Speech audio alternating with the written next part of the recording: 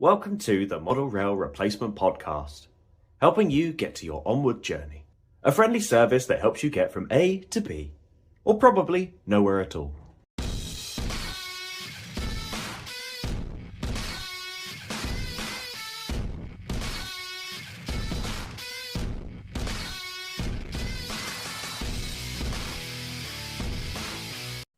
Hello, everybody. Welcome to the Model Rail Replacement Podcast.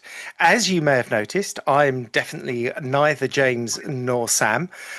They've got away on a secret mission, the likes of which I'm not at liberty to talk about. But suffice it to say that they've given the keys to the Model Rail Replacement Podcast flat for me to look after for this episode and also make sure that the cat is fed.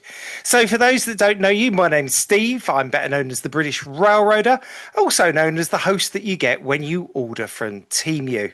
I've been asked to hold the fort for a week. However, it wouldn't be the Model Rail Replacement Podcast without a co-host. And because Sam and James obviously don't trust me enough, they've given me two.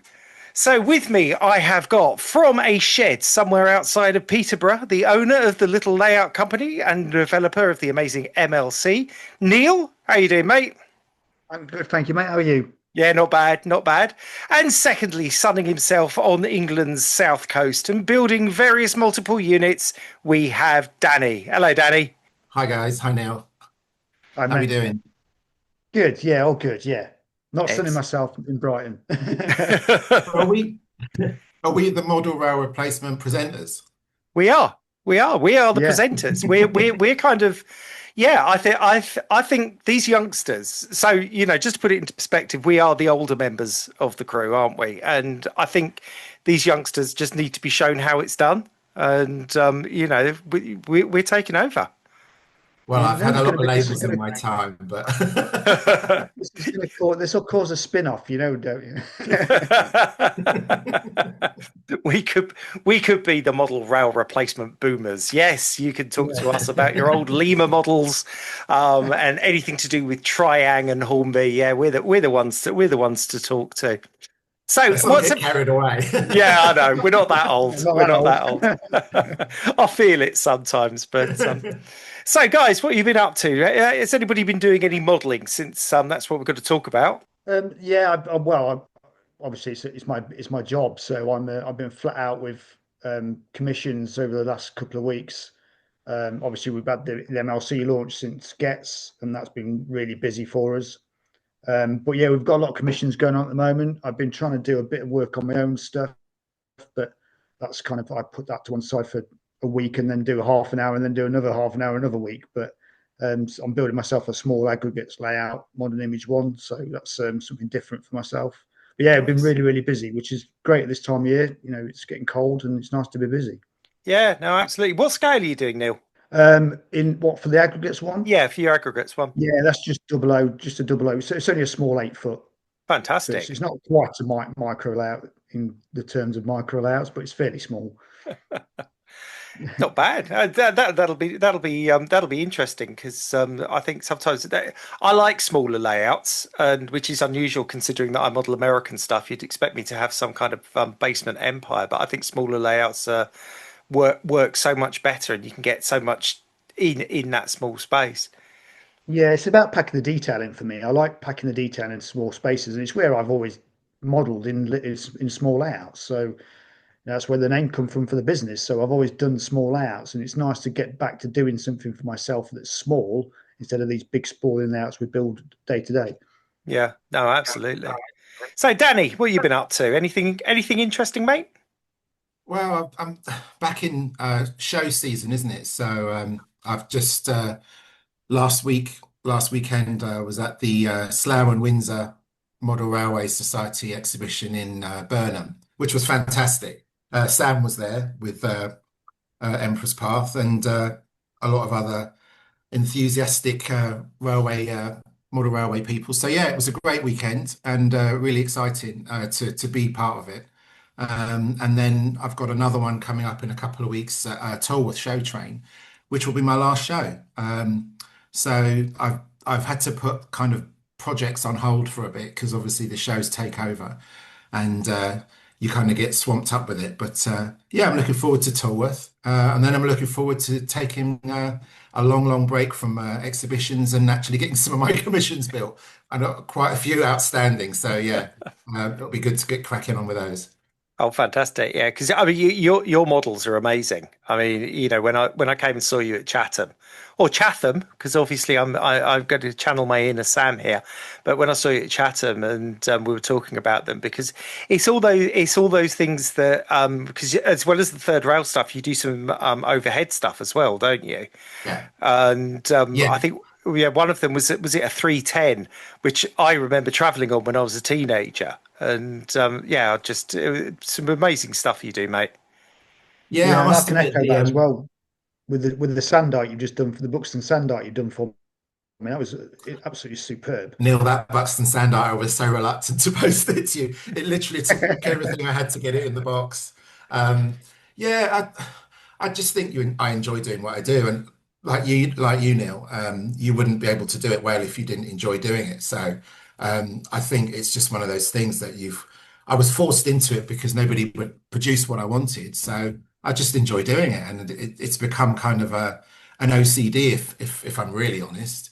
I feel like the need to keep myself working on those kind of projects. So I'm working on a 442 at the moment, which I'm absolutely really really enjoying. I've got right into that, and it was the 312, Steve, All right, yeah, and that one, whenever I take it on the road, is probably one of the most popular models that gets attention. People keep asking me about it, and I kind of wish that one of the RTRs would produce it because it's probably one of the top ones I've been asked to build. That and the 313 are just constant. yeah. So yeah, if you're up there, Akira Scale, EFE, that's what people want. They want a 313 and a 312. Do you know what? It's really interesting. So, when I was at one of the shows and socializing afterwards, I was talking to someone from one of the larger manufacturers. And it's a bit of a story that I've heard over and over again. They're kind of like, oh, no, there's no market for that. You're the 100th person that I've had to tell today there's no market for that. And yet, there, That's there, it there all. is obviously a market. And I know that with EMUs, there is always that thing, especially with overhead EMUs, because, the infrastructure is so fiddly to build. But there's obvious, people do want them, and if people want them enough, they'll just run them without any overhead wires, and it's like third Yeah, rail units. If the third rail's not there, it's your railway. It doesn't really matter if you just want that particular unit. Then yeah. then yeah, and I absolutely think there is more of a market out there for EMUs than people let on. Steve, it's a drum I've been banging for probably the best part of 3 years now. And I think ultimately, I can appreciate, we've been through, when I did my interview, we had this conversation where we said, like, they're expensive to produce and you need to turn over a certain number and you need to sell them at a certain retail for it to be worthwhile. But I think there is just such a demand out there from certainly from my experience, because people keep asking me to build them. So there's got to be some sort of give or take. And I think particularly overhead AC now is really stepping up a bit because there is quite a bit out there for us Southern region fans. So, I don't want to put it out there because ultimately I don't want to shoot myself in the foot, but the demand for overhead at the moment is probably a lot stronger, and particularly Mark III base like 321, Yeah. 319. Yeah. Yeah, Yeah, and definitely. I think the thing is the majority of electrified lines in the UK are overhead lines, and certainly growing up, that's what I saw every day. I mean, I go back to the Mark One based stuff Yeah. like you do, and when I was first got into model railways when I was a teenager, the only multiple units that were on the market were the Lima 117 and the Hornby Yeah. 110, and that was it. And you could only dream of getting overhead electric stuff. But Definitely. Well, yeah, we're no, getting there. Now, Dapple have got the 323 coming yep, out, and that looks really good. And Akira Scale are doing the 377 with overheads, and we've already got the 350. So there are things happening. It's taking a lot longer for us. Do you Yeah. think that now that people like West Hill Wagon Works and companies like that have started doing catenary kits for all different areas and regions and eras, it might push that a little bit further, a bit more I onto think electrics? I think so. I think it, especially, I mean, the stuff that I've seen from West Hill looks a lot easier to put together than like when Pico brought out the masks. They're very nice looking masks, but you have to do some soldering with them, and that's immediately going to put somebody off. And I mean, I can remember I had some of the old Lima catenary, sort of, 30 years ago, and that was really easy to put together. But of course, it was continental outline and it was fairly rudimentary. But actually, even that from a distance looks okay. If you're running your trains, it's a good way of getting stuff up. Definitely. Okay, so that's what you guys have been up to. I suppose I better tell the world what I've been up to because I've been infected with a disease. The disease is called 009. I blame James for it, who's been trying to convert me to the dark side or the narrow gauge side for some time. So I have not given up my love of American trains because that's the theme for tonight's discussion. But I decided that I needed a little break from the main layout, which I've been working on for a couple of years, and I am going to build a small 009 layout. But typically with me, it won't be anything set in Wales or rural England. I've decided to set it in the Caribbean because I think it would look. I think that would look rather smart. So it's going to be very loosely based on the railways that were once upon a time in Barbados, but imagining what it's going to be like if they'd kept it. So, yes, I'm in the process of procuring a small baseboard from a gentleman in a shed up in Peterborough, who I've got to take sausage rolls and stuff up to tomorrow. Sounds good to me. Or as I'm going to start calling Neil my first ever corporate sponsor. And You yeah, have to so put my logo everywhere every time you do a video. of it. absolutely, yeah. Whenever if I take it to shows, it's going to be baseboard supplied by the little layout company. Are you doing the Caribbean one? Is that just an excuse to do like trips to Barbados and offset it against like Well, pleasure? the funny thing is, and myself and my lovely wife have already got our next trip to Barbados booked and whatever. And they've got the main railway closed down back in the 1930s, but there's a tourist railway there that I've been to every year that I've been going there. And I did say to her that this year or next time I go, maybe I won't bother going because it's just the same kind of thing. You go round and whatever. And they've done it really well. I mean, it's built on 2-foot-6-inch gauge track, which the original railway was, and they've got some lovely steam engines. But now, in light of the fact that I'm going to be building something, I just want to go and have a trip again anyway. So It's another excuse. it's a good For excuse research just to go around, and they're really good there because you can actually get footplate rides and stuff like that. So.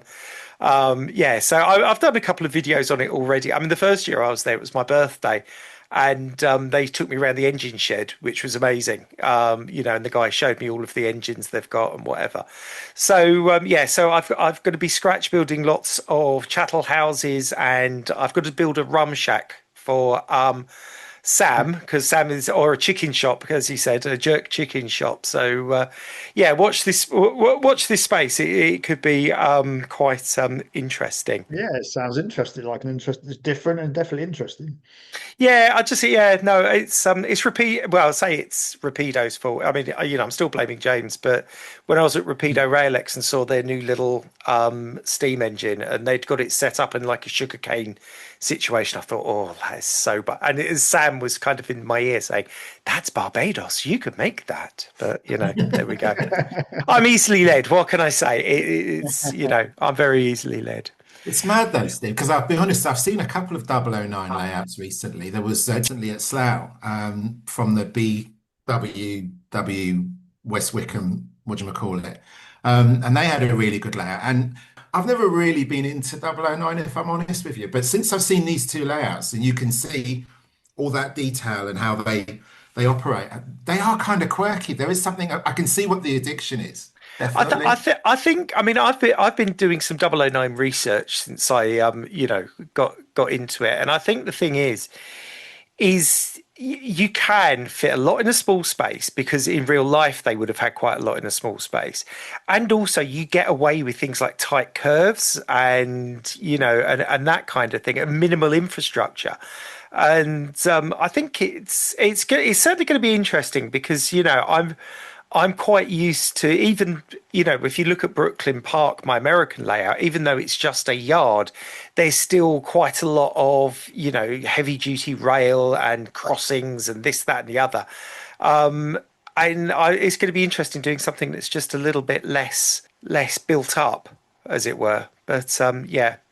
But Sounds yes, there we go. So enough of that. We've now got to get on to the news. And what's really annoyed me, before we get into the news, last week, Sam and James, there was no news. Okay. I've had news coming in left, right, and centre in the last couple of days. Hornby's announcements. We've got something from Acura Scale. I'm just like, typical. The boys take a week off while it's busy.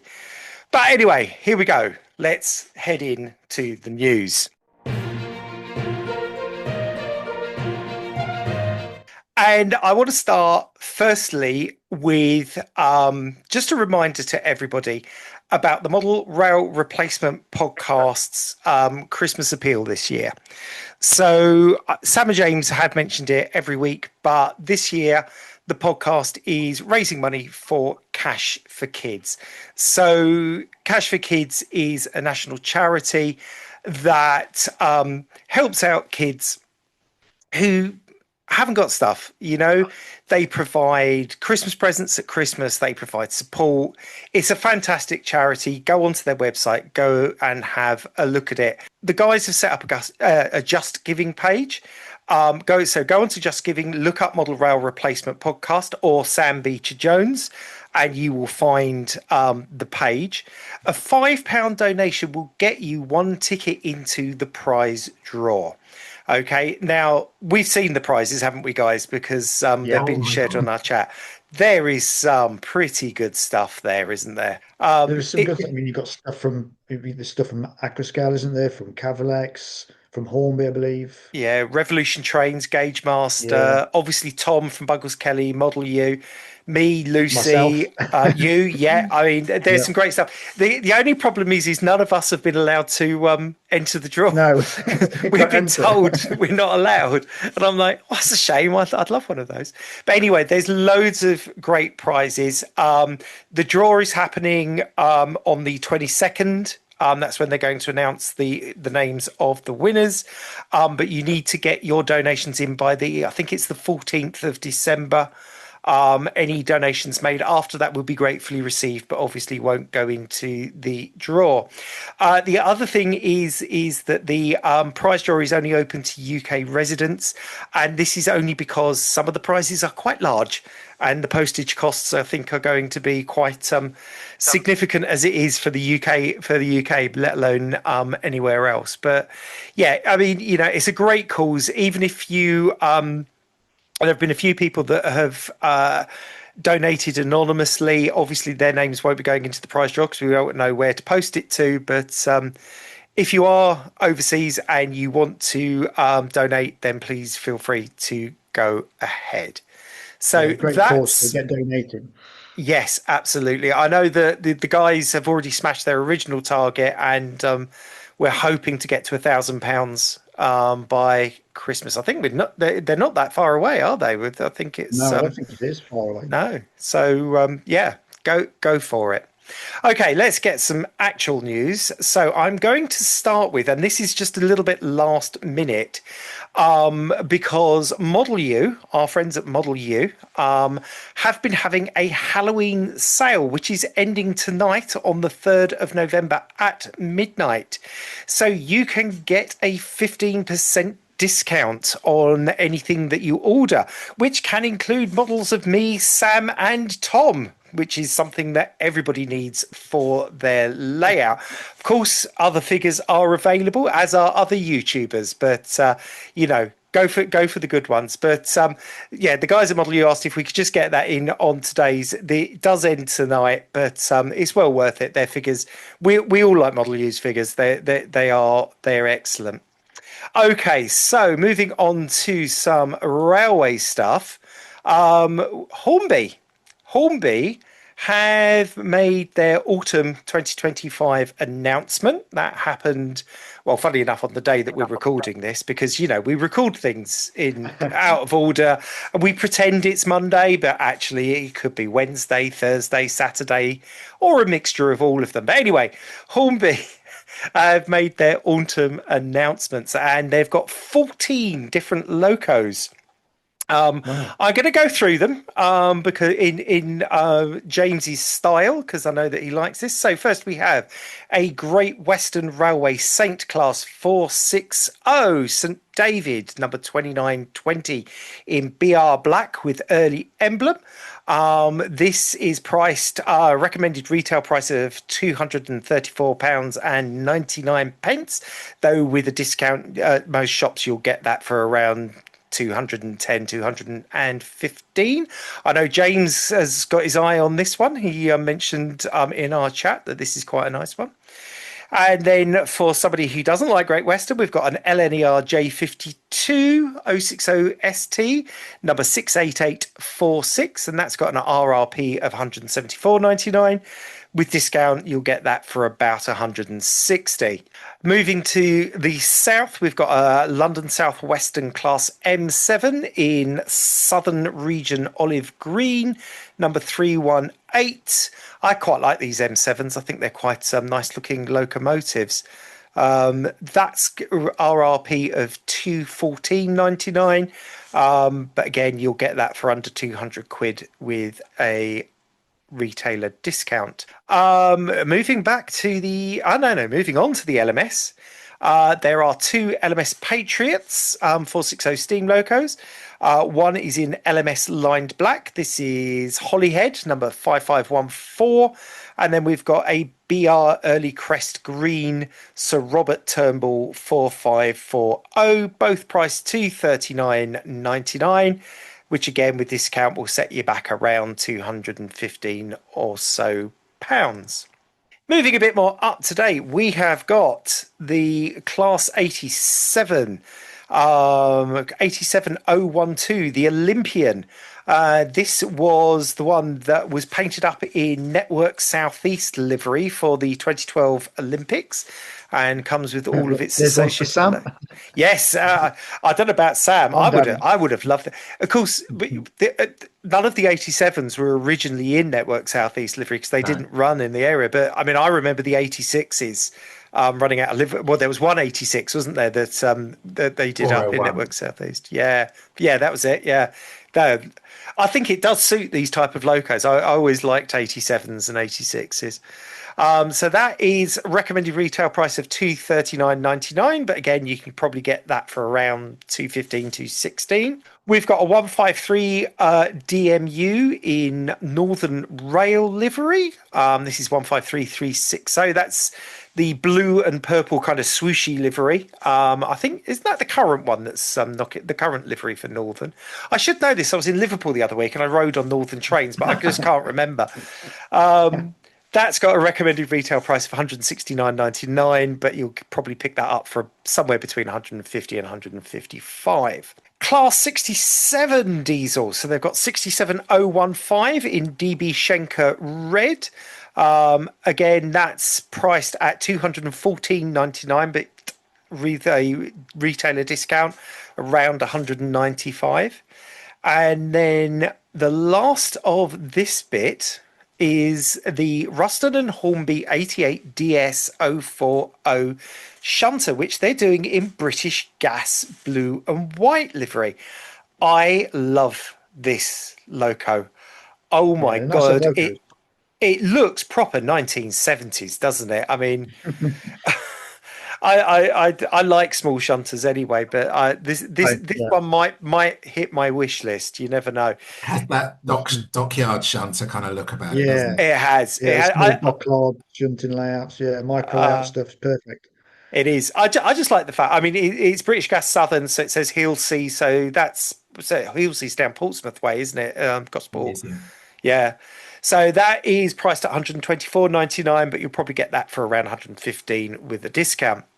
Now going to move on to some railroad locomotives, and Hornby are doing 3 Railroad Plus Class 37s. 2 of them, one is Class 37418 in Lorem livery, which has got one hell of a name on it that I'm not even going to try and pronounce. And the other one is 37 in DRS livery, which is Carl Haviland, 37419. Both of these are priced at either $94.99 for analog, or you can get it with DCC sound for $149.99. Obviously, some retailers may apply discounts. But they're also doing a third Class 37, and this is probably our favourite one.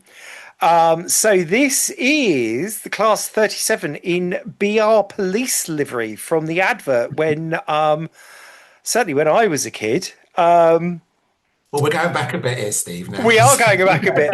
This would have been the very early. This was the early 80s. This is the age of the train. I know. This is the police livery that we all liked, not that new one that GBRF have done on their 69s. Their 69s.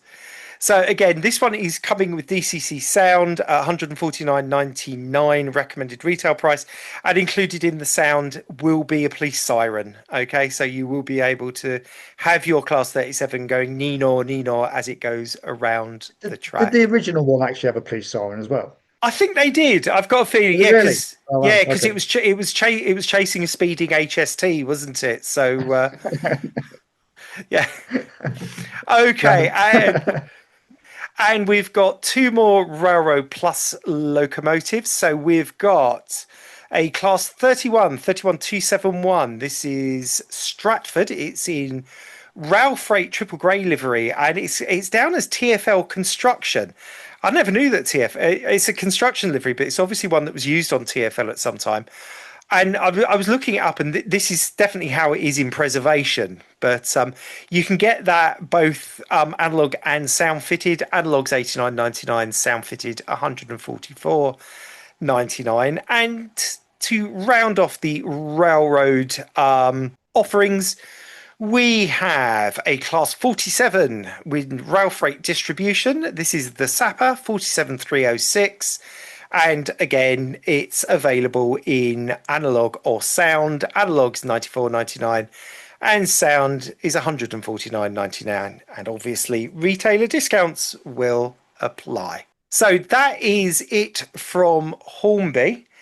And we are going to move on now to... Okay, so Acura Scale. Acura Scale have just announced some new Mark II coaches, but not for England, Scotland or Wales. These are for Northern Ireland and go with their Hunslet locomotive that they've got. I think it's still in production, isn't it? They haven't released it yet. So quite interestingly, Northern Ireland Railway took delivery of a load of Mark II coaches. I think it was around 1970. And these were used on their main intercity train between Belfast and Dublin. It's called the Enterprise. And I don't know about you guys. I always think it's quite weird when you see coaches that you recognise, like Mark IIs, but in completely different colour schemes. Yeah. It's a bit like when you see one of the HSTs that they sent to Australia. It's kind of a bit, that's a bit odd. They've got some HSTs in Mexico as well. Yeah. Oh, they've got some in Africa as well. That's right. Yeah.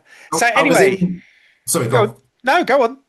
I was in Ireland a few years ago because my mum was living over there. And, well, I say a few years ago, it was about 10, 15 years ago.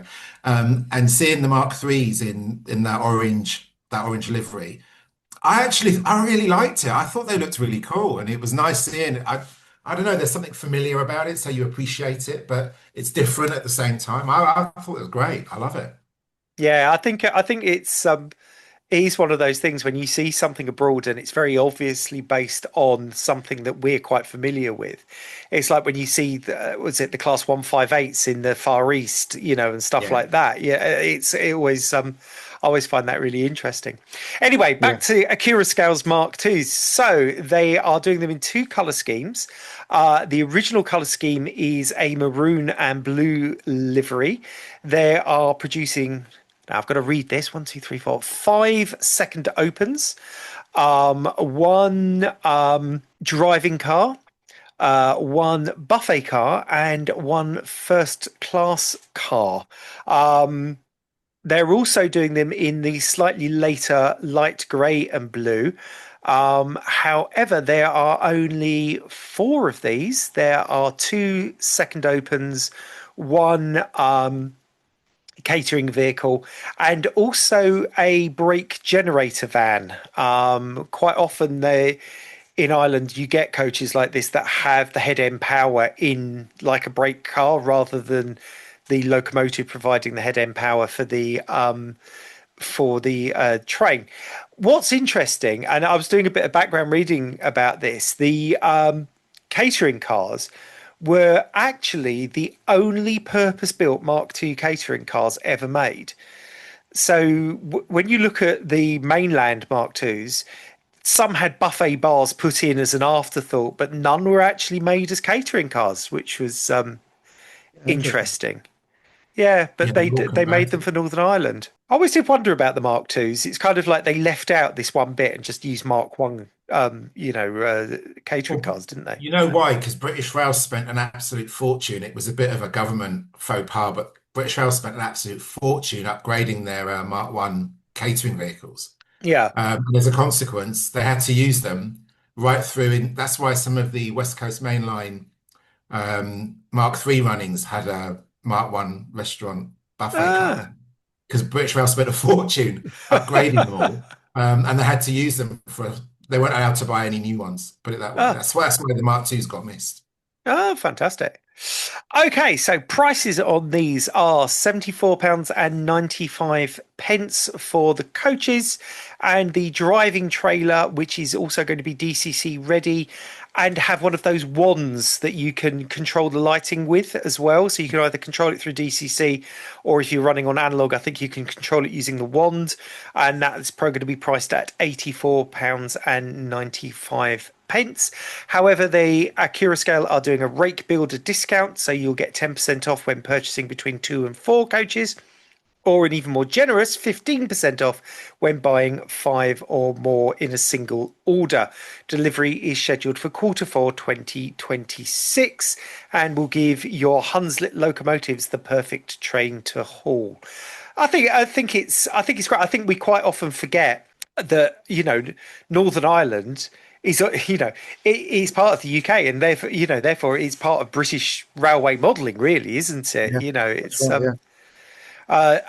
However, there is that little part of me, because that I have my 00 phobia, where obviously 00 scale is basically narrow gauge. Well, because Ireland runs on 5'3" gauge, this is even more narrow gauge.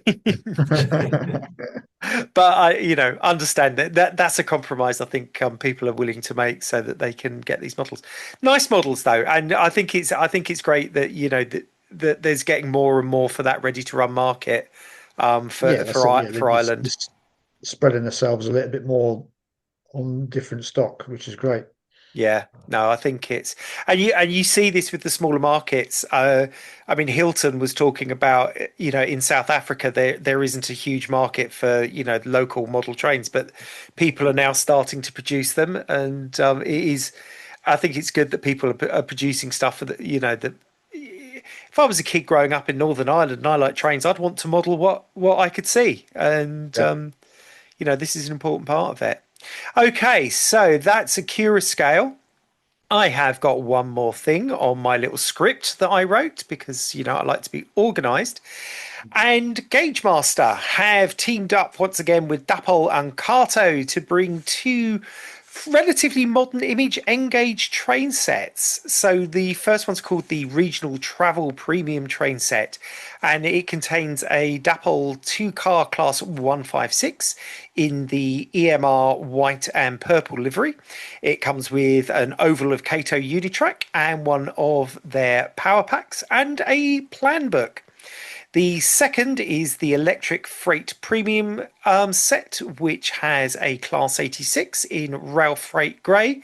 Comes with 2 wagons from Dapol and has the same track, controller, and plan book as the passenger set.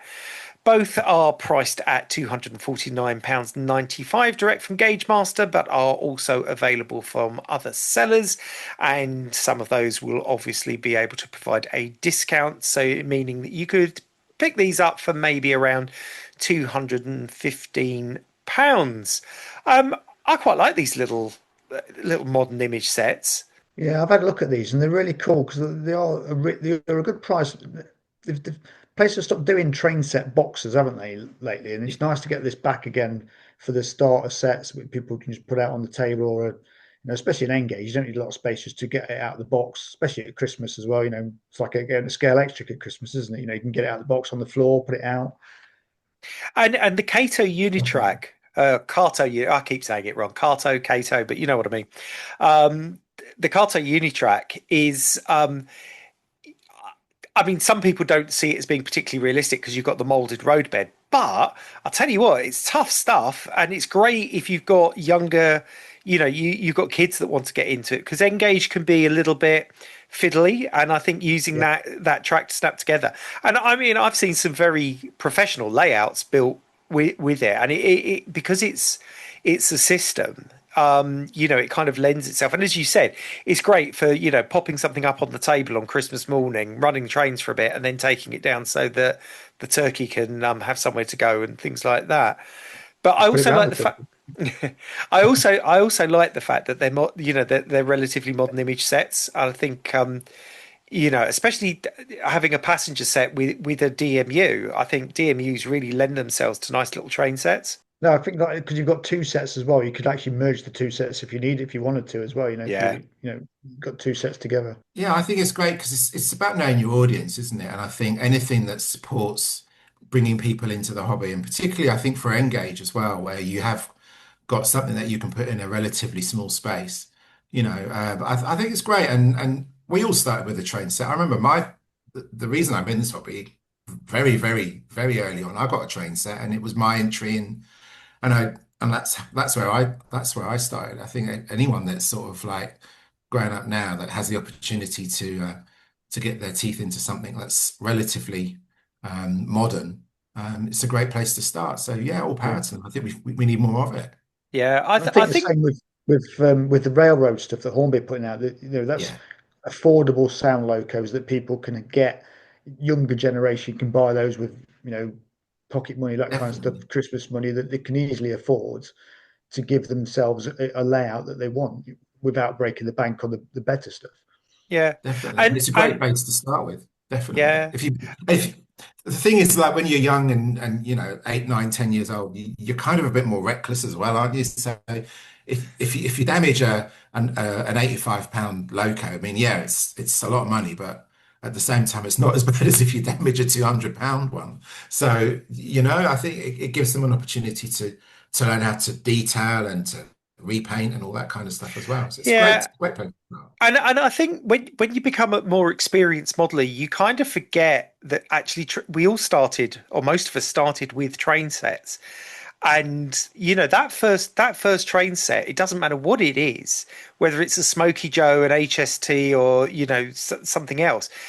It's exciting, watching that, being able to put it together, run that train round and round and round, and learning the mistakes, like running it on a carpet, or or the first time that you don't put the fish plates together properly and something runs off the track, but.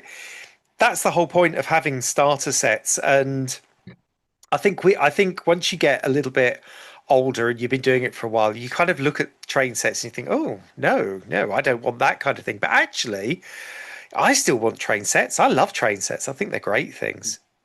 Definitely. Yeah. Okay, so that is the news. Let me just check my list. I don't think we've got anything else. No, we've done all of the important stuff. So today we are going to be discussing modeling American railways and some of the challenges that are involved. Obviously, I'm here for my expertise, But we'll find out in a moment exactly what Danny and Neil know about this and don't know about this. So we'll be back in a moment after a word from one of our sponsors.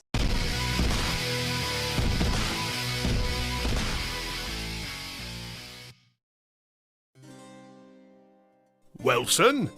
Wilson! Yes, sir? Is everything set for His Majesty's arrival? Yes, sir. The chefs are preparing the banquet, and his room is prepared. And the model room as per his request? Yes, sir. The models are all out on display. Your Majesty, welcome to my humble abode. Yes, very good, old sport. Come on, let's play trains. Absolutely, Your Majesty. What's this? Something wrong, Your Majesty? These locos, they're so clean, so fresh, like they're straight out of the box. All cleaned up for your arrival. Oh no, my dear boy, you know what I want. I want it dirty. Dirty? Show me your dirty shunter. Okay, here you go. Oh yes, that's the stuff. Who made this filth? It was Emperor's Path, Your Majesty. I think I'll have to make a royal appointment myself, and still have some change to buy my new helicopter. You can get your models weathered by Emperor's Path using just the airbrush for a light dusting, or alternatively, oil paints and airbrush to add that extra depth. Contact Emperor's Path on Instagram at emperors_path, or alternatively, emperorspathcontact@gmail.com. Emperor's Path? I'm the only emperor around here.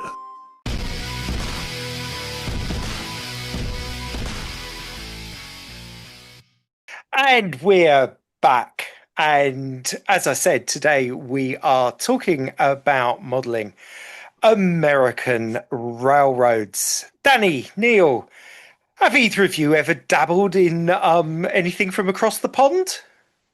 I have, to be honest, a fair bit, really. And I know you know the gentleman, you know Gordy, who's the president of the NMRA. He was one of my first ever customers 10 years ago. And I built him 2 or 3 O-gauge American modules, full scenic, depicting the New England fall. And it was a challenge to get the parts and stuff, but I was lucky enough he was sending me that he was going to America and sending me the parts back again. Yeah. And I really enjoyed doing those builds, and subsequently did a couple of HO switching layouts over the years. So yeah, I've dabbled in a bit of American stuff, and we've been to America quite a few times, so we've seen the real stuff there as well, which has been great. And it's a market I'd love to get into with the MLC as well. You know, try to get the lighting system over there, because they have all that stuff. All their layouts are all boxed in and in basements. They're huge, and they love that kind of stuff over there.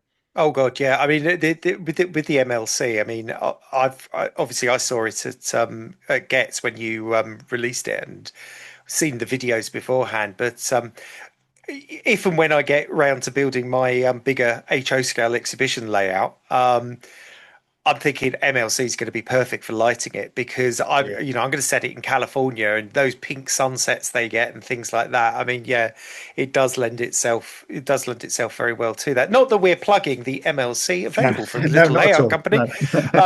Should I get edited out completely? Yeah, Sam, we're watching you. Yeah. Danny, how about you? Any American experiences? I've never been to the US or Canada, but my dad went out there when I was a kid, and he brought me back a CN, Yeah. Is it Canadian National? Canadian National, yeah. He brought me back a loco with a caboose. Yep. And a coach. And yeah, I mean, I'm always a bit blown away by the American stuff, and it's never been something that I've been particularly passionate about, but I've always been blown away by, because they're so big, and everything's big. Everything's big. Like, you've got like these great big F-off locos that look like they're on roids. And did you ever remember when they brought the Class 70s over from GE? Yes. And Yep. they dropped one. Yep. When it was being brought off the ship, they dropped it, and it went back to the US. And if you go on YouTube, there's a video of this Class 70 hauling about 4 or 5 American. They've repaired it, and they've got this video of this loco, this Class 70 hauling about 4 or 5 American locos, and it's like tiny. It's like running an HO model with a 00 model, you know. And they've got these. Yeah, I mean, I think it's massive. Everything's just so massive and big, isn't it? And even the bridges and like those Grand Canyon kind of wooden viaducts that are like these great big log things. They're huge, and they just know how to do everything upscale, don't they? So It's certainly very, very different. Now, obviously, when we're talking about modeling American here, we're talking about North America, so we're including Canada in this, and in many respects also Mexico. Mexico uses same locomotives. Obviously, they've upgraded because they've got a few HSTs over there now. But when you talk about American railroading, you are really talking about North American, that bit. The whole yes. Canada, USA, Mexico thing. And it's something that I got into when I was 16, family holiday in America, blown away by what I saw, and got a few bits. And I've been modeling American stuff on and off for the last 30 odd years. It's something that I've done in HO scale. I've done it in N scale. And I think what you were saying about the size really hit home. Not when I was over in America this year, because when I was in America this year, I was right up close and personal to a lot of these locomotives, and they are absolutely massive, especially when you're standing at ground level. But earlier this year, I did a video about the difference between HO scale and 00 scale, and to show people the difference, I had a Hornby Class 66, and I managed to get one of the HO scale Mahano Class 66s. And of course, when you look at a Class 66, you think it's huge, but a bit like the GE Class 70, when you put a Class 66, which is basically an American loco shoehorned into the British loading gauge, when you put an HO scale Class 66 next to an HO scale American loco, even one of their small shunters, it's tiny. It's like the difference between a tube train and a mainline train. Do you know what I mean? It looks so. Even though the Class 66 is quite a long loco and actually longer than a lot of American locos, it's so short and so narrow in comparison. And I think that really speaks to the fact that the Americans have just got the space to do this. It's not uncommon to see double deck trains. I mean, I was when I was over there, I did some traveling around on Long Island because obviously that's what I model railways, some of the railways on Long Island.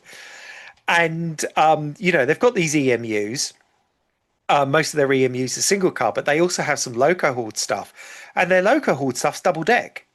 And, they think nothing of double deck. There are certain bits you won't get the big double deck Amtrak trains going into New York because the tunnels heading in towards New York are too low. Okay. But Too low. yeah, but when you get out to the rest of the country, you'll get these double deck passenger trains where and they're sleeper trains. They've got all of the facilities on there, and they're just absolutely astounding. I mean, it's amazing. We went to Arizona. Went to Arizona last year, and we went to Williams on the Route 66 route, and they do the Grand Canyon train that starts from there. When you stand next to that, you're kind of just like looking up and looking at the driver. It's like, how have you got up there? How have you got? And it's just these huge trains. And we went on a couple around the Grand Canyon and stuff as well, and they're just fantastic. To go on. What's interesting as well is some of their passenger trains. So on Long Island, all of their passenger trains you board at platform level, just like here in the UK. But some of the passenger trains, even commuter trains, you kind of board from ground level, those low level platforms like you see in the movies. And when I was in New York, I went over to New Jersey, went to Hoboken Terminal, which is one of the big terminals on the New Jersey side. And everything was kind of ground level boarding. And I climbed up into one of the trains, and I tell you what, there's no disabled access or anything for the it's quite tall. And when I went to Pittsburgh, I caught the train from New York to Pittsburgh. You get on at Penn Station in New York at platform level, just like we would do over here. But then once I got off at Pittsburgh, I'm carrying a huge suitcase down basically what seems like a ladder. Yeah. And it's just crazy some of the stuff that they do, and then the length of trains, their freight trains are just crazy. I mean, I mean, I What if stood it at tells you Horseshoe. stuck on a level crossing? Yeah. yeah. Oh God.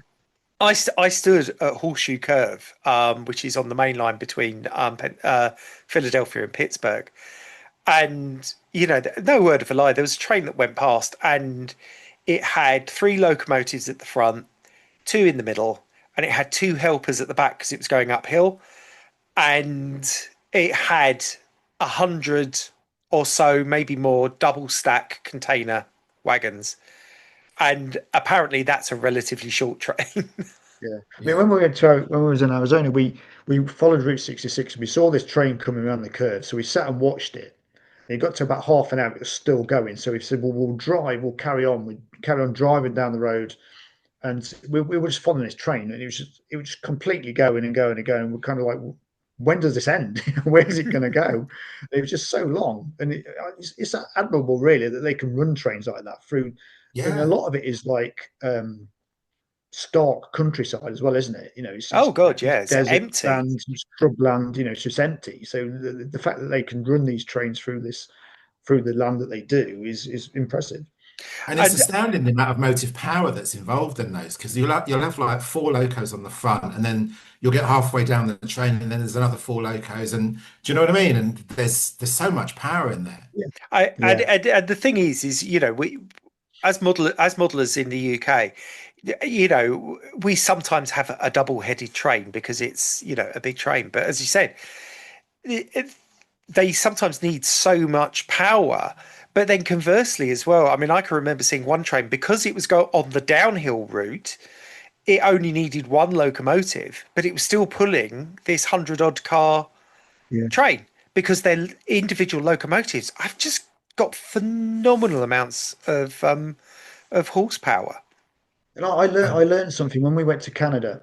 We watched some of the trains coming into a yard with the locos in between. And now I didn't realise that they break the trains up with the locos that are on there. So they have a whole long block train with locos in certain sections, where when they get to a yard, that section of train with a loco will break off and then go somewhere else. So they haven't got to shunt it in the middle of nowhere. They'll just go off somewhere else, and take a quarter of that train somewhere. And I thought that Yeah. was really, quite genius, really. Oh, absolutely. I mean, the stuff that they're doing over there is quite amazing. I do remember seeing a TV program where they talked about how dangerous these trains can be, in the sense that when they're coming down from like certain, like the Rockies or whatever, when they're coming down sort of like some sort of mountainous track or so on, how they can't let them run over like 10, 15 miles an hour, because the challenges with braking, and how they manage to brake the train, so that it doesn't obviously run the brakes, but obviously when you put that kind of brake power down, you can literally, the heat that it generates and the danger that it can create from you can brake it, but it might just stop the wheels, but the thing will still keep on rolling and stay on the track. This is it. I mean, a lot of American locomotives have what's called dynamic braking, where basically they use the motors, the electric motors, to produce a current, which then slows down the axles. So they're not wearing the brake blocks. And whilst it won't stop a train dead, it will significantly slow it. And they have these huge banks of resistors with massive fans on top to dissipate that heat. Yeah. It's quite amazing. So obviously, we're all quite impressed by American railroads. So I think obviously we're talking about modeling American railroads. And, obviously, Neil, you've said that you've got some experience. And I think one of the interesting things for me was what you said about some of the problems getting hold of some of the stuff over here. Because I can remember when I properly got into American railroading, probably around the year 2000, you could get stuff left, right, and centre over here. There were at least half a dozen specialist shops across the country that just did American stuff. they would import all of the locomotives, all of the detail parts, and that kind of thing. And because the way that importing has worked, that's changed significantly. So it's actually a lot more difficult to get hold of bits and pieces. And as you said, with Gordy, he was going over to the States, getting the stuff, bringing it back and sending it to you so that you could incorporate it into the layout. Yeah. And we even had to then we had to get back scenes from America so we could get the back scene depicting an American in New England fall scene. So we had to get the back scenes imported from America because we couldn't get the products here. I think getting some of the kits and things like, a lot of their kits were laser cut before we even started getting laser cut stuff in this country, and 3D printed parts, white metal parts before we were even getting that kind of thing here. So I find with a lot of the American stuff, when you watch a lot of them on YouTube, they're miles ahead in their modeling than we are. Yeah, they do seem to embrace things a long time before we do. I mean, they got really into DCC, and then they kind of were some of the earlier pioneers of DCC sound. And then little things, it's like Keep Alives. The first time I saw Keep Alives was in American stuff, and Rapido were the first ones to put them in their ready to run sound locos, or in all of their locos. There's a Keep Alive is put in now. We're only just starting to do that, and same in Europe. We're just kind of catching up. And I think the thing is as you said with the American stuff, they kind of try things first because they seem to get the technology just that little bit ahead of us. And then we kind of embrace it afterwards. And the thing is with American model railroading, I mean, you've got a massive market. I mean, Britain's is relatively small, and we've got quite a big market for railway modelling, in the UK. I mean, but in America, it is absolutely massive, and people will spend lots and lots and lots and lots of money. I mean, when I was in the States, I got to see three layouts. One was my friend Andy's, and the other two were people that he knew. And I mean, my friend Andy's layout is huge. I mean, to run a train at scale speed all the way around it takes you 15, 20 minutes. It is that long. But we went to see one, and this guy was modeling in O gauge, and it was just as big. And he was running almost scale length trains in O scale.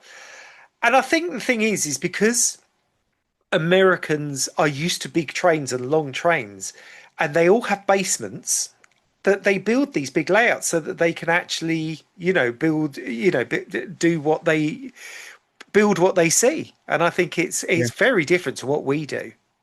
Yeah, and I think like they're really clever with their modelling, and you probably know this, that they're in, because of the way they model with their industries and the towns and stuff like that, they're quite spread out, so they can get a lot of scenic space to do, barren lands, rock faces, just pastures and stuff like that. But they do that really, really well, and the scenic detail they put into it is far beyond what we do in this country. Oh God, yeah. And how they achieve their scenics is fantastic. And I watch a lot of videos of the American stuff just to see if I can emulate some of that stuff into the stuff I do, because they've got some really fantastic techniques and products. Have you ever seen? There's a guy called Lance Mindheim. Lance. So Lance owns the Shelf Layout Company, I think it's called, in the US, and he is a bit of a guru when it comes to small layouts. Because he does build professionally big layouts, but he's a great proponent of the Americans would call it a micro layout. It's still bigger than what I've got. It's we're talking about 8 foot long. I think he pretty much invented shelf layouts, didn't he? In the States. The switching layouts and the small industrial switching layouts, and even like the single lines with 2-3 track points. That are on the 4 or 5 foot board for switching stuff, in all these little industrial scenes within that space. He'd have like a cement works, an aggregates yard, a scrap yard, but they'd all be in a 5 foot space together. Yeah. And he'd have one loco shunting 5 different types of wagons, and I think he sort of coined the switching layout in America and the shelf layout over there. I think so, and he's a great proponent of less is more. And Yeah. he does the 1 or 2 turnout layouts, but as he said, you could have this large building with different doors, and each door is a different building, and each door will get a different load. So your train, you can bring it in and shuffle about the cars because you've got one boxcar in the middle of your train that needs to go to door number 3, but you need to then move the train, the boxcars at doors number 1 and 2, and then reposition them. And I think he really does show what you can do, and that's becoming more popular in the States. People, I think, like everybody, there's especially the younger generation don't have these big houses. They don't have the space to do these big layouts, but they've realised that they can do quite a lot in a relatively small space. Don't they? Don't because I've spoken to Gordy about the conventions that they do, and we've always talked about going over there to conventions and stuff. And they do. I can't remember what it's called now. It's like Freeform, or they do where they build the modular layouts and they put them all together in one big room. Yeah, they're very big into that kind of Freemo. Yeah, that's it, Freemo. Yeah, they have like a building the size of the NEC, and they all arrive, and there's like specific set rules you have to use for these Freemo modules. Yeah, and they just put all together, and they plug in and just run the train all the way around every single one of them. I was at the NMRA conference here in the UK, because the NMRA, which is the National Model Railway Association, which is, they have a UK branch, and of which I'm a member. In fact, I must remember to pay my subscription for this year. They have an annual convention here in the UK, and I was at it last year, and they had an N-Gauge Freemo, and the individual bits made up a layout that was a good 30-foot long, both, but double-sided, so because you have corner modules and stuff like that, so you could produce this continuous running layout. And I think a lot of Americans do that kind of thing because it helps. By building a module, they can build the module that they want, but as you said, they know that they can actually connect it to somebody else's. Okay, so we've had a little chat about Freemo and doing the little modules, but I think something that probably, if somebody's going into modeling American railroads, one of the things that I just want to talk about is some of the places that you can actually get this stuff, because as I mentioned, once upon a time it was actually quite easy, but it's become more and more difficult. And when you import from the USA, you have got the problem of things like import duty, etc. So, for example, I pre-ordered a locomotive. It was one of my New York and Atlantic Railroad locomotives, and I pre-ordered it from Train World in New York. And I think it was sound fitted. It was about $200. I was worried that I was going to get hit because it was when the tariffs came in from stuff coming over from China, but Train World honoured the pre-order price, and it cost me about an extra $30 on top of that for postage. So we're talking about 200 quid. But of course, by the time I got over here, Her Majesty's Revenue and Customs decided that they were going to slap an extra, I think it's about 60 quid on top of the price as import duty. So obviously, getting stuff direct from the States isn't always an option. Sometimes it is the only option, but it's not always an option. And what you find, a lot of us American model railroaders over here in the UK, we get quite a lot of stuff on the second-hand market.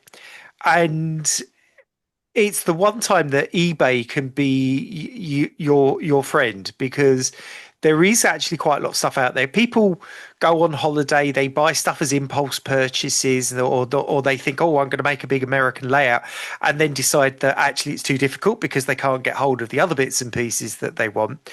And so you get quite a lot of stuff turn up on eBay.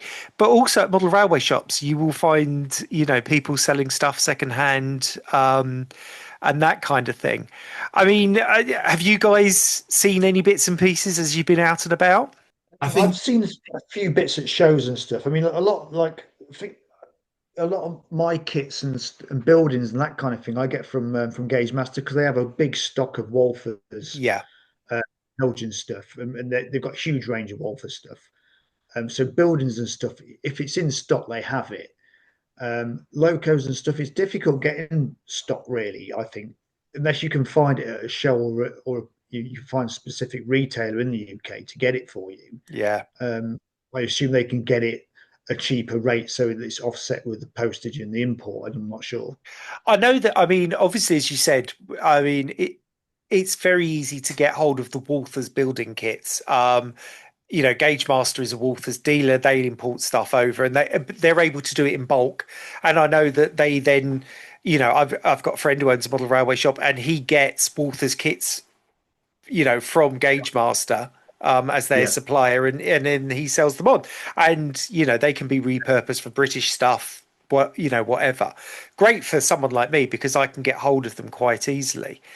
When it comes to locomotives and rolling stock, there are a couple of people that will import direct. So Rails of Sheffield does import some stuff, and there's a company called Mech Models.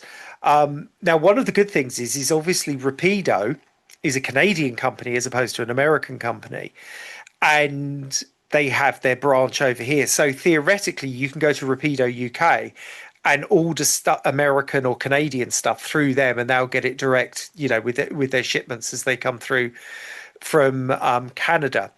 I know that Rapido, and I did mention this a few weeks back when I was on, when I was guest co-hosting, as I do.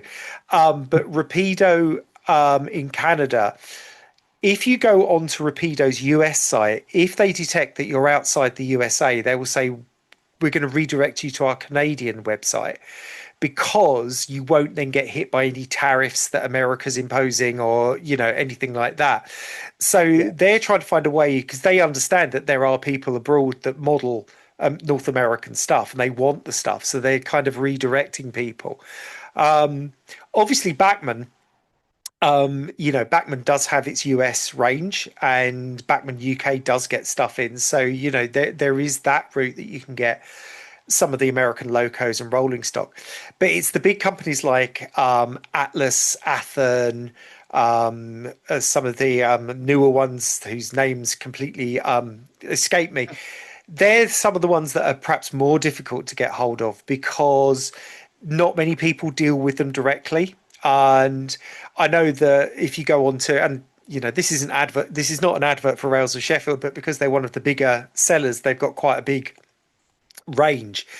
They, if you go onto them and you look at individual manufacturers, they've got Atlas on there, and most of their Atlas stuff is actually secondhand. It's not new, whereas they do get in brand new Athern stuff. Obviously, very selected items. They get stuff that they think they know is going to sell, but at least it's one way that you can approach people like them. You can approach people like Mech Models and say, are you able to order this for me? Strangely enough, there is another place in Germany. I think it's called MD Model Barn. And they get a load of American stuff in, almost exclusively American stuff, including the detail parts. And of course, when you order from Germany, you don't necessarily get the import duties over here. Yeah. So it's actually, if you got a big order, it's not a bad way of doing it.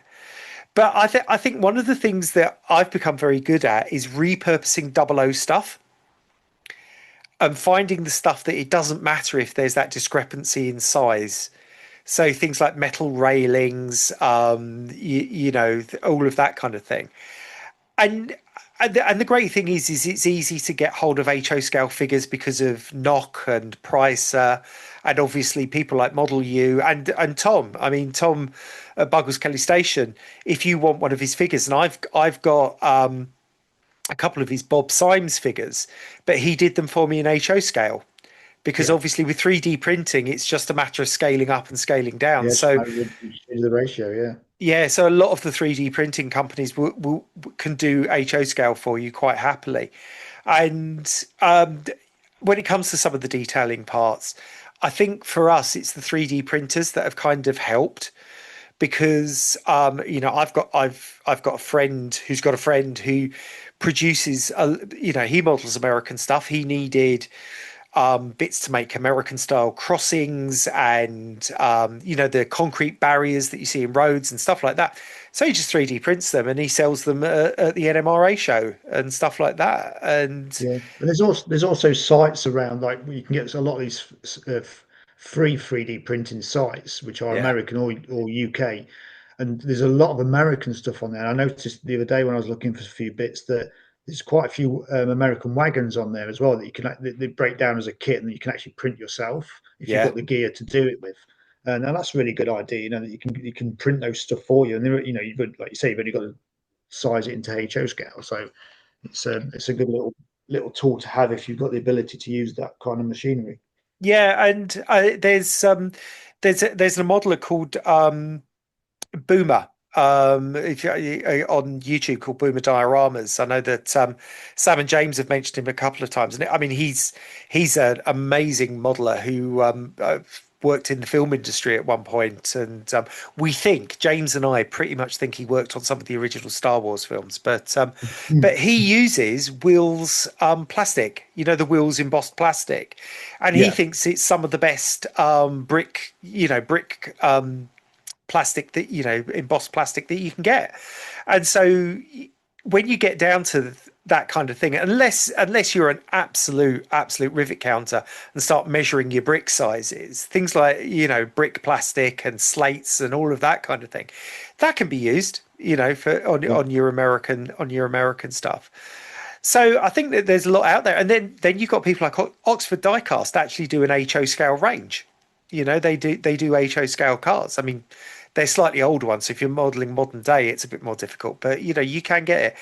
And when you get into it and you look at what's available and who sells stuff, there's actually quite a lot of people that sell stuff. You're just not going to get it all in one place. No, that's it. No, you've got to shop around for it, look around on eBay and around the websites and nothing, see what's available. Pre-owned stuff, it shows that kind of thing. That's where you're going to pick things like that up, especially like the Bachmann stuff. You've always going to get that in this country on a stand or a pre-owned stand in shows around the country. Yeah, and shows, especially the bigger shows, are great places to normally find this kind of thing. But it does depend on the show. I mean, when we were at Getz, there wasn't an awful lot of American stuff on sale, even on the second hand, which is fine. But they kind of knew their audience. Do you know what I mean? It's like Clark Railworks was there, and when I go to the London show, about a third of Clark's stand is just American stuff, but they didn't have any American stuff at Getz, and I think obviously Getz is not a place where you probably get a lot of American modelers going, even though I was there and my friend James, who's also an American modeler, was there. So we were hunting to see if we could find bits and pieces. But yeah, I mean, it's knowing that your shows. I mean, there's a wonderful secondhand retailer called Anorax Anonymous, and they get some amazing American stuff secondhand, and they at very good prices. And this is the other thing, is you can normally pick up some very good locos, American locos, at a pretty reasonable price over here. And as I said, a lot of them are things that people have bought on a whim if they're on holiday, and it's probably sat in a box and not really even turned a wheel. I have to say, Steve, they normally have at Tolworth Show Train. I've probably been to the last eight shows that they've done, and I demoed at last year's one, and I will do again in a couple of weeks. But they always have a room dedicated to. You've got the main hall, and then you've got some side rooms, and they always have a room dedicated to American and Canadian railroads, and it's always like there's always like 3 or 4 sort of significant layouts and some demo equipment and stuff and so on in there. And I've always sort of, when I've gone in there, been quite astounded at the amount of people and the amount of things that are available and the interest in it, because it's considering it's, you don't see that dedication to, say, German railways or to sort of, Czech railways. So I've always been quite astounded as just to how significant that is. But I've got a question for you, Yeah. based on what we've been talking about. And as a novice in terms of railroads and not very knowledgeable about American railroads, question I want to ask is, in the UK, you've got quite a few regions, and we have, like, you could model the southern region as I do, or you could model like the western or the northeastern or whatever. Um, I imagine in the US, and let's just take the US for instance, it's a huge country, Hmm. 50 states, um, and various sort of, like, like Long Island and so on.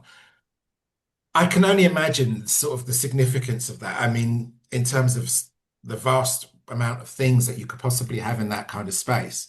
So the question I wanted to ask is, if you were modeling, say, for instance, New York, or you were modeling something around New York State or something like that, would that be very, very different to modeling the West Coast or Central America, Central or Middle America and so on? And Oh, how does that, I mean, do the model railway community cater for all of that? And yes, is the answer. So in America, you've got different types of railroads. So you've got the big ones, the class ones. So there are four of them in the US at the moment. Well, there's six of them because the Canadian ones go down there. But you've got Union Pacific, you've got Burlington Northern Santa Fe. They're the kind of western ones, and then on the east coast you've got CSX and Norfolk Southern, and then you've got kind of like Canadian Pacific, and you've also got Canadian National, and they have American subsidiaries so that they can then sort of run trains through. And then you've got Amtrak, which is the intercity passenger service, which is it's a national company. It's not a private company. And then when you get down into it, you've got some regional railroads. So one that's quite famous is the Florida East Coast Railway, which has a main line basically from the tip of Florida all the way up. And then you've got short lines. So short lines are those small feeder railways. So the railway that I model is the New York and Atlantic Railroad. So the New York and Atlantic Railroad is a freight-only railroad that runs all of the freight on the island of Long Island. Okay, because Long Island, all of the railways on Long Island are basically owned by the Long Island Railroad, and the Long Island Railroad is a passenger commuter railroad. It's the biggest passenger railroad in America. And they used to run freight trains, but they decided in the 1990s that they would hive that bit off, and the New York and Atlantic got the contract for it and still has it. And they have a couple of hundred people working for them. I think they've got a dozen locomotives. And what happens is CSX brings in the big trains to their main yard, and then that's all split up, and then they send out the local trains and they drop off, pick up, and all of that kind of thing. And you'll find that no matter where you go, you're going to have that kind of model. So whilst the big companies will do local trains, or the pick up freight, as we used to call it in the UK, their main thing is those big block trains, getting lots of stuff from one place to the other, couple of thousand miles. It's the smaller railroads that do all of the then distributing it to that last mile railroading. And what you'll find is no matter where you go, all of the railroads will have their own quirks that are kind of regional to them, because they've probably been started by people, or that were very influenced by the railroads that came before. So if you look at one of the short lines over in Los Angeles, for example, so you've got the LA Junction Railroad, which is kind of, I think it's part owned by BNSF and part owned by Union Pacific. It's a short line. It does that last mile railroading, but it's very different to how the New York and Atlantic do it, because the architecture and the layout of Los Angeles is very different to that of New York. And again, you'll get some railroads that are maybe only 4 or 5 miles long, and literally they have one locomotive, and twice a week the big carrier will drop off a couple of boxcars, which their loco then takes to wherever, brings the empties back, which the main railroad will pick up, and they do that. They operate a couple of days a week. So it's not unusual on American railroads to see one train a day, freight trains. Passenger trains is the intercity passenger trains that Amtrak run. A lot of them are once a day trains. It's I was in Pittsburgh. Pittsburgh is a city of almost 1 million people, and it has 2 trains a day. It has the Pennsylvanian, which basically gets there at 9 o'clock in the evening and then departs the next morning at about 7 o'clock. And then it also gets, I can't remember which one it is, but it's an overnight train between Washington and Chicago. And basically, it gets there at midnight, drops off whatever passengers it needs to, heads off to Chicago. And when it comes back the other way, I can't remember what time. I think it gets there about, it gets there sort of late morning. And that's it. I mean, we can't, over here in the UK, we just can't imagine a city that size not having a full rail system. They've got no commuter trains. They've got a small light rail system, and that's about it. And passenger railways in America, they can be very intensive, like around New York. You've got around New York, there are 3 big commuter railroads. You've got the subway, you've got all of that kind of thing, and they quite often, most of them run 24 hours a day, and they've got the kind of frequencies we used to. But then there are some cities, their commuter railway has 3 trains going into the city in the morning and 3 trains coming out of the city in the evening, and that's it. And so it's a very different mindset. It's when you're modeling American, I think when you first do it, you just think it's American. It's all just going to be big stuff with big box cars and big engines. And as you get into it and as you understand more and more about it, you realize that there are regional differences. And if, like me, my primary interest has always been commuter trains. A bit like you, Danny, I love those commuter trains. I don't have the room to have a layout where I can run commuter trains. So one of the reasons I chose the New York and Atlantic is because it runs on the rails of a commuter railroad. And so I can have aspects of the commuter railroad, even if it's just the works trains coming onto my layout, because it then satisfies a need. I mean, don't get me wrong, Rapido are bringing out one of the Long Island Railroad EMUs soon, and I'm definitely having one. Even though it's going to cost me a lot of money. I've got one on pre-order, but there are ways that you can satisfy those things. I mean, I've got friends and their layouts are literally one engine, and and it is just that boxcar shunting and stuff like that, and they can spend 3/4 of an hour just gently shunting up and down, and they're as happy as Larry. But I'll tell you what's interesting, just kind of going back to what you were saying about the shows and about, you had that room full of American stuff. So this summer at the Shoebury and S Model Railway exhibition here in Southend, which is my local one, my friend Keith, God, it took me a minute to remember his name. My friend Keith brought his layout down, Wrensville, CSX Wrensville, and I helped him operate it. And one thing he said to me, and I really did notice this, is that, some people just look at the layout and you can almost say them thinking, oh, it's American, and then just turn around and walk away. And he said, and his layout is so supremely detailed. And yet some people they don't want to know because it's not their thing. And we understand that it's not going to be what everybody's going to be interested in and whatever. But there was some. I noticed at Getz there was the American layout there. Yeah. And that was fantastic. There wasn't a lot of people looking at it. No. But I went down and looked at it because I could see it from the balcony. And it was absolutely amazing. It was beautifully made. The buildings, the scenery, absolutely fantastic. How it presented, it was really, really, really good. That came from America. That's not a local, because that was S scale, which is something weird that the Americans have got that's kind of between HO and O. But that was a stunning layout. It was great for me because there weren't that many people looking at it. I was able to film as much as I wanted. I mean, the only film I put out from Getz was that layout.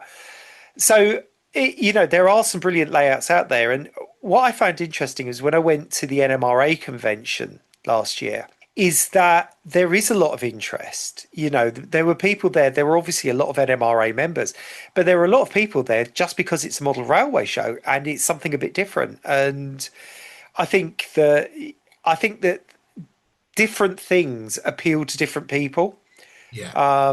But yeah, I mean, Modeling American is about, I mean, getting back to what Danny was asking about different regions and whatever, you could go into the nth degree and you can even make up a railroad because there's so many small railroads. You can make up a fictional railroad, but you can make it to be either a railroad in the northeast or the northwest or in the midwest, and people will look at it and say, oh, that's Texas, or that's that's Savannah, Georgia, or wherever, because it's all about putting in those details that make it recognizable. It's like my layout. I get comments from people that live in New York and say, you're doing a pretty good job because you're capturing that feel of that kind of hemmed in urban kind of that feeling you get in New York. And what's the ratio like between sort of, because obviously when you look at UK and European, there's obviously a lot of kettle heads out there, dare I say it, and appreciation for steam, which is fantastic. And we have heritage railways as well to sort of help build on that. How does that relate in terms of the American market? Would you say it's very diesel heavy, or is there a lot of steam out there? I would say it's probably more towards diesel than it is to steam. American steam locomotives are very big. And we're not just talking about big boy and stuff like that, but they didn't tend to go in for the little tank engines and a couple of four-wheel coaches and that kind of thing. Yeah, it's interesting. I mean, in America, the idea of a shunter is kind of, I mean, apparently when EWS was formed, because obviously that was their parent company was Wisconsin Central. They were fascinated by the '08 shunter because they have very small engines, but nothing quite as punchy as an '08. And so with steam, there are small steam engines, but there's no small steam engines as we'd think of them. You don't have your 060 tank engines and Pecketts and all of that kind of thing. And I think, most of the companies, I mean, some of the companies are pretty much 99% diesel or even electric. Bachmann's quite good for steam engines. Bachmann does do quite a range. Athen does a little bit. Obviously Rapido do some steam engines, though they tend to concentrate on the Canadian steam engines. Diesel is the main thing. Though surprisingly, you can get hold of quite a few electric locos. I think because the big Pennsylvania Railroad GG1s, those big streamlined monsters from the 1930s, they're quite easy to get hold of as models. And because of that, the associated engines from the same time and also the later engines that run on the Northeast Corridor, again, Bachmann do most of those.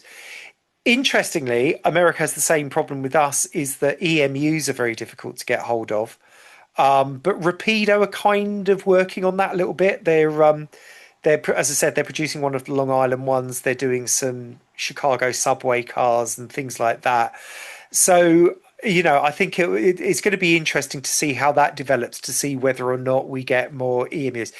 As for DMUs, they very rarely use DMUs in America. A lot of places still rely on those Bud Rail diesel cars, the big silver ones, which are kind of single car units that can run in multiple.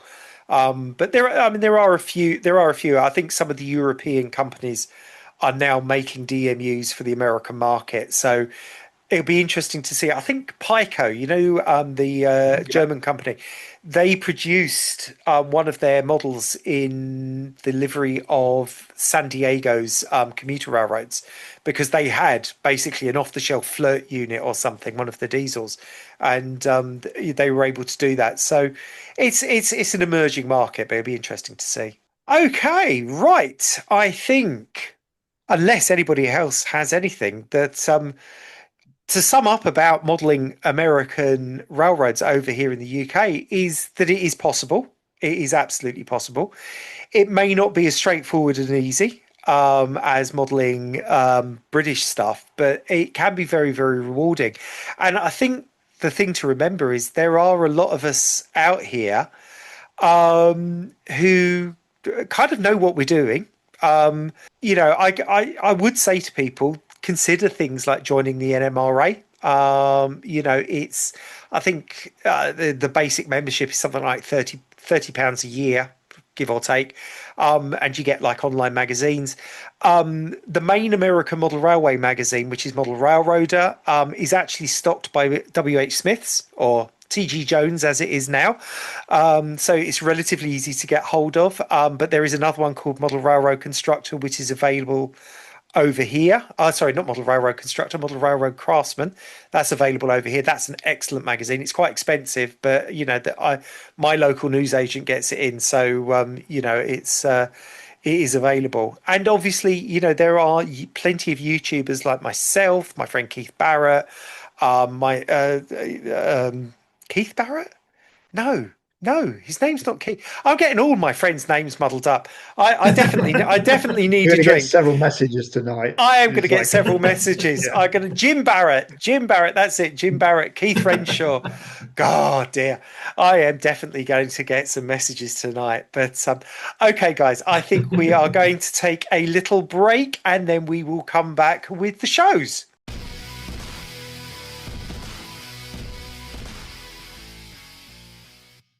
You there? Oh, me? Do you like model railways? Yes, that's why I'm listening to the Model Rail Replacement Podcast. Do you like comedy? No, that's why I'm listening to the Model Rail Replacement Podcast. If you like model railways and comedy, head over to BugglesKellyStation.com. From Dad's Army to Will Hay, Laurel and Hardy to the island of Sodor. Add a comedy cameo to your model railway today. All right, thanks. Buggles Kelly Station. You won't be wasting your time.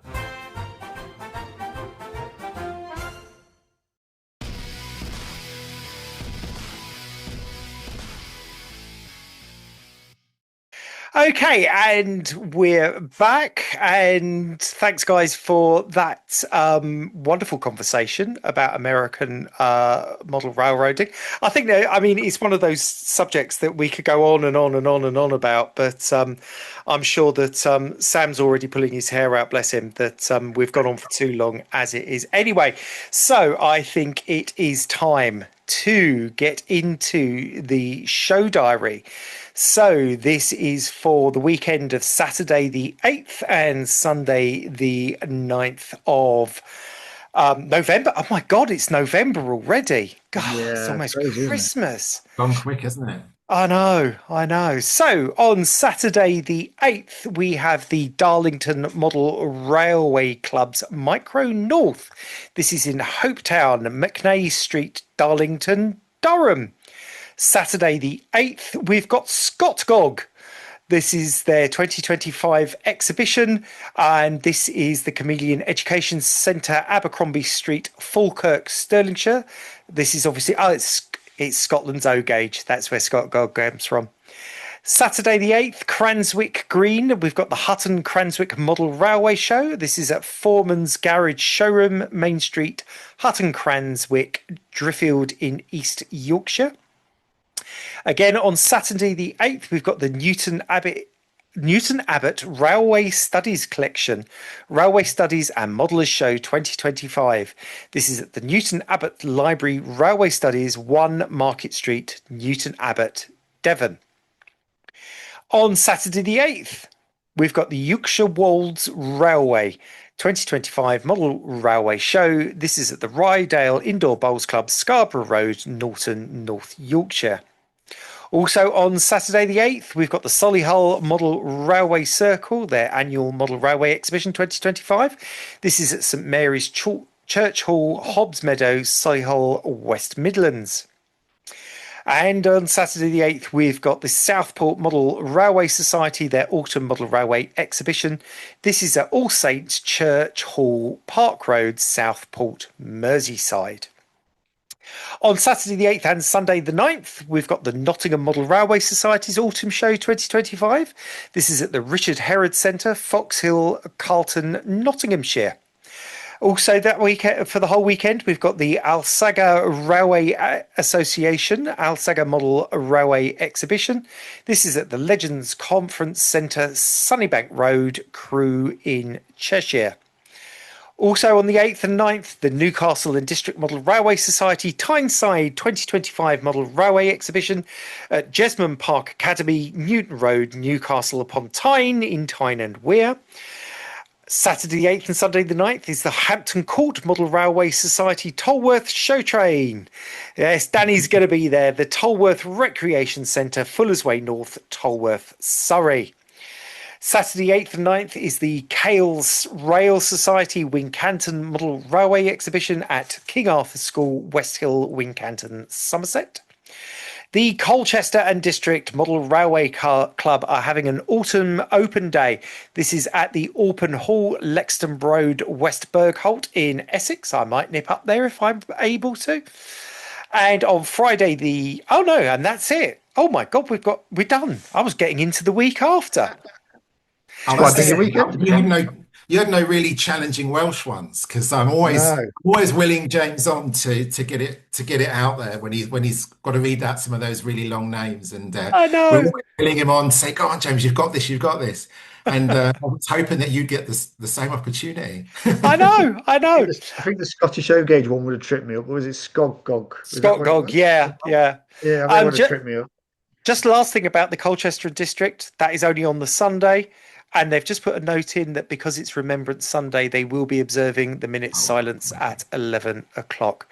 And also, all transactions will be cash only. It is only an open day, but there we go. Okay, so that is the shows for this coming weekend. There's a nice little spread all across the country.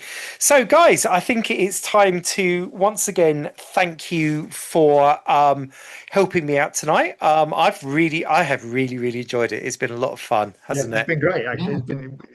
This is going to be a new thing, isn't it? We can take over. We can. I think we can let the boys have their little holidays and go off on their secret missions and do whatever it is they need to do, and they can sleep safely knowing that the podcast is in pretty good hands.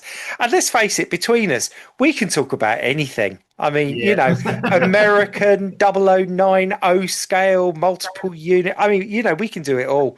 We have that length and breadth of experience, between us. I was going to say what our combined ages would be, but that just depressed me. So let's instead, Danny, go back to the Victorian period. Yeah, we're almost as old. Yeah, if you add our ages up, we're almost as old as the railways. 200. Yeah, great. Anyway, Danny, how can people find you if they're looking for you? I think in all of the social medias, just hashtag various multiple units, all one word. I'm on Instagram and TikTok and all of them. So just hashtag various multiple units, or find me. Easy. Neil, where can people find you? So you can find us on Facebook under The Little Layout Company, on Instagram under Little Layouts, on YouTube under The Little Layout Company, and our website at www.thelittlelayoutcompany.co.uk. Excellent. Wonderful. Obviously, if anybody's trying to find me, and I hope they do, because the guys keep telling me that I'm the unknown YouTuber, you can find me on YouTube because I significantly changed the name of my YouTube channel from The British Railroader to Steve the British Railroader. So you can find me on YouTube, you can find me on Instagram, you can find me on Facebook. Just put in The British Railroader, you'll find me. But that is it. Obviously, if you want to follow the Model Rail Replacement podcast, it's available obviously on Spotify, on YouTube. They have a Instagram page. I think, do the boys have a Facebook page now? I think they might do. Yeah, they do, but I don't think it's monitored in the. No, they're too young for Facebook's for us older people. It's as I keep being told, busy on Threads and TikTok and all that sort of stuff. Aren't we like to keep it. We like to keep it simple. I'm just grateful for a comment or a like, you know. I know. We don't care, but there we go. Okay, so and once again, thanks, guys. It's been fun, and we really hope that we haven't lost the podcast any listeners, and that you've enjoyed listening to us. And we hope that we've been entertaining, informative, and we've replaced your model railway just for a little bit. My name's Steve, and with me has been Danny and Neil, and we're saying goodbye from the Model Rail Replacement Podcast. Bye-bye. Goodbye. Cheers now. I think we nailed it, boys. This service terminates here. Please ensure you take all of your personal belongings with you.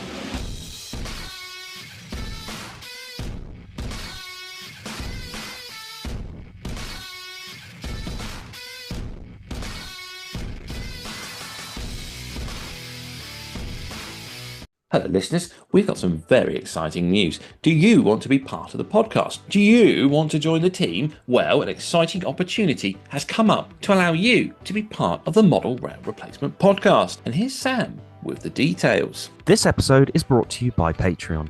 A huge thank you to our Patreons for their support. If you'd like to help support the show, you can head over to Patreon and search Model Rail Replacement Podcast, where you can show your support and be part of the team. Hurry, there's unlimited places.